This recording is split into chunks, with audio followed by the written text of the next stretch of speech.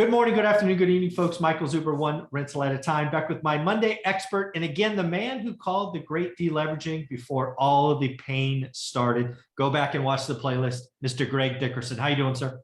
Doing great, Michael. Good to see you. How you doing? I'm doing very well. So you brought to my attention something last week that I had not seen, and that is basically Robert Kiyosaki interviewed Grant Cardone on his Rich Dad channel. And the interview kind of went off the rails about halfway in there. And I thought you and I could talk about it because I am certainly, at least I see myself more as Rich Dad or Robert in this example, and you would be Grant Cardone in this example, meaning you think bigger, you think entrepreneur. And still, when I read Rich Dad, Poor Dad, I went back and read it over the break or over the holiday. I still want to be Robert, Kim. You want to be Rich Dad. I think it's still amazing. So what do you think about that kind of kerfuffle where they were kind of getting a little testy with each other? Yeah, well, the biggest difference was two things. One, starting with bigger assets, Robert's argument was, look, my audience, isn't able to do that. They're not able to start with 250 units or, and I think Grant was stretching a little big. You absolutely can. And then the other thing that, even I disagreed with was they said, in order to really know the business well, you have to manage your own properties. And I completely disagree with that. Yeah. You can learn the business without having to do the day-to-day and, get out there and swing a hammer and turn a screwdriver and answer the phone when the toilet's overflowing. You don't have to do that to know the business, to understand it. So, those were some philosophical differences and, just different perspectives, different ways of doing things. And, Robert and Kim have not done real estate to the level that, Grant Cardone has. Now, they've done a couple $100 million, $200-300 million, whatever it is. Grant's in the billions now, and granted, it's larger properties that get you there, but the fundamentals are all the same. So those are the areas where they were really disagreeing. And, where I kind of disagreed with them, again, was on how to learn the business and having to do it all yourself to learn it. And then, I disagreed with Grant saying you absolutely should start at the highest level. I don't think that's right for everybody. Yeah, I think there's a couple of things, having gone through it a couple of times. One is, you're right. I think the conversation took a right turn and only got worse on the idea of management, right? I think Robert's idea is people should start small. They should get their hands dirty. And, and again, kind of property management is the most important thing. And that's where Grant came basically in and saying, yeah, you're right. Property management is the hardest. I buy a 400 unit building, comes with 30 employees. I'm good, right? And I think both answers are okay, but in my example, I started small, but I have never swung a hammer, right? My market's too far away. I have no interest. That wasn't where I wanted to go. So I don't think self-management isn't a requirement to start it. It might make deals look better because you're not paying 8 to 10%. I would argue you should pay yourself because your time's not free. But yeah, I think you're right. I think property management is where it started to go bad.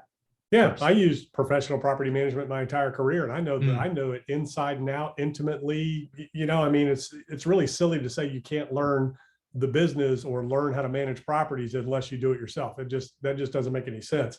Now from the standpoint of time, energy, and effort, okay, my philosophy has always been, what do I need to spend my time on in terms of focus, right? The whole 80-20 rule. So you get 80% of your results from 20% of your efforts.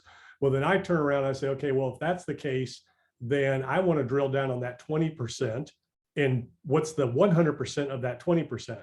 So, if 80% of your efforts, get 20% of the results, I'm going to look, okay, where's those 20% of results coming from? And what do I need to do 100% of to continue to get those results and just forget the other 80%, right?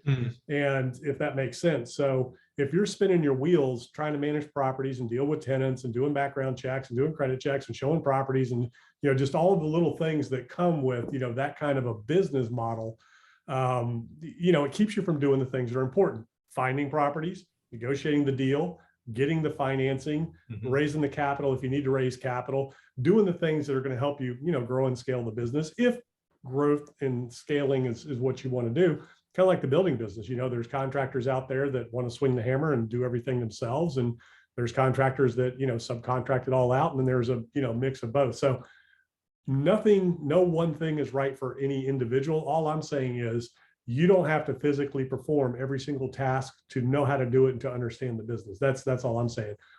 Whatever's right for anybody. People want to manage their own properties. That's great. They want to save, the management fee. That is going to hold you back. You can only go so far doing it yourself, unless you build a business that manages the properties. And then, then you might as well just outsource it. Yeah. One of the big things, again, in the one rental at a time story, I'm very clear about is I didn't have time. Time was my constraint.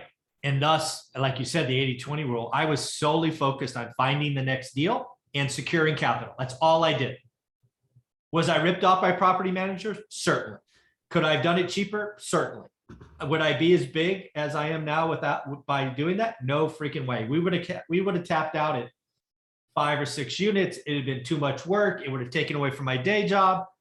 It would have been a mess. So I totally agree with you.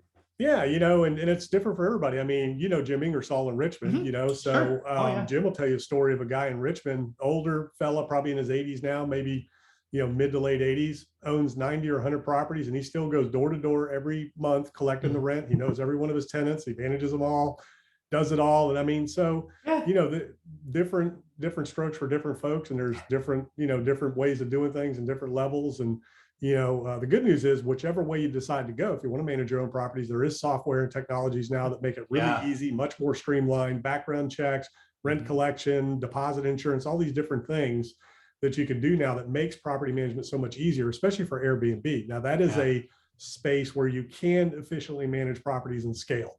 With Airbnb, year-round properties are a little bit more difficult because they require a little bit more attention. But if you have your service people in place and vendors and things like that, you can streamline that. So that's really what that was all about. And like I said with Grant, the biggest thing that I disagree with him is that you have this. He's like, this is what you got to do. This is the only way to go. And if you want to scale and you want to grow, absolutely start as big as you possibly can based on your mindset, your abilities, your limitations, which the only limitations you have are the ones you impose on yourself. So if you want to grow and scale, man, absolutely start big.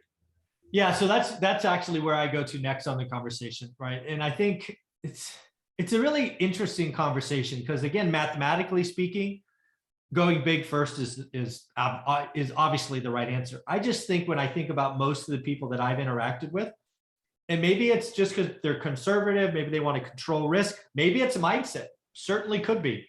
I know I had to start with a house. Whether maybe my mindset, that was my ceiling, I was comfortable with, I saw multiple exits, I wasn't sure, it's my first time. If the answer was I had to buy a 20 unit, which is the biggest I've bought so far, as my first deal, I never would have gotten started. And maybe that's a me problem, but it's a reality. It is, I mean, you weren't educated enough. You weren't at that level from an education standpoint about the business. You were formally educated, but you didn't know real estate. You weren't educated in the space of real estate. So if you've got the right education, and now if you have the right network, coaches, mentors, all these things that are available now, you can start bigger. You can go bigger because you have those resources around you that'll help you. But what I tell everybody is just start. If it's one house that's going to get you going, start there. If it's a business you want to start, and just start. If small is where you're at and you're comfortable with that, as long as it gets you going, because once you get started, then it just builds on itself. I mean, my first, I'd owned a couple of houses, but my first retail or real estate transaction investment was a lot flip. I flipped a lot. I didn't even know you could do that before. I remember. I didn't even know. So that was my first deal. And then, I started building and growing from there and started reading real estate books and learning about real estate. That flipped a big light bulb for me. And I had no idea. Again, it's just, all you know is what you know, and you don't know what you don't know. And if you had the information at the time, you absolutely could have started with 100 units if you wanted to. I mean, Yeah, I think that's the key.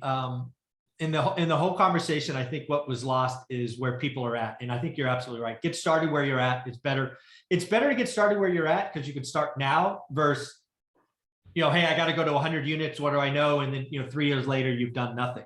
I think it's far easier to do a lot flip, do a bread and butter 80-20 loan, just standard loan on a first house. Just go, figure it out, and then never stop growing. That's the big thing I've learned from watching you and having all these conversations is you just never stop growing. You get a little bit more uncomfortable. And it's amazing what can happen in 10 years. You underestimate what you can do in 10 years, and you often overestimate what you can do in one. So just get started. What's really cool is the more I know and the more I learn, the more I realize I don't know. Yes. That's what's really neat. That is fun. That is fun. Well, folks, Mr. Greg Dickerson has a YouTube channel where he is talking about all things entrepreneur, things that I cannot cover because I stay in my lane. What is that? Where can they find you? GregDickerson.com. All of my info lives there. Easy to find. I've got a YouTube channel, podcast. Yeah, I talk about entrepreneurship, real estate, buying businesses, growing businesses, cryptocurrencies, metaverse, NFTs, all that kind of stuff. So it's all there. Go check it out. Yeah, do yourself a favor. Check it out. I watch it almost every morning. Thanks, Greg.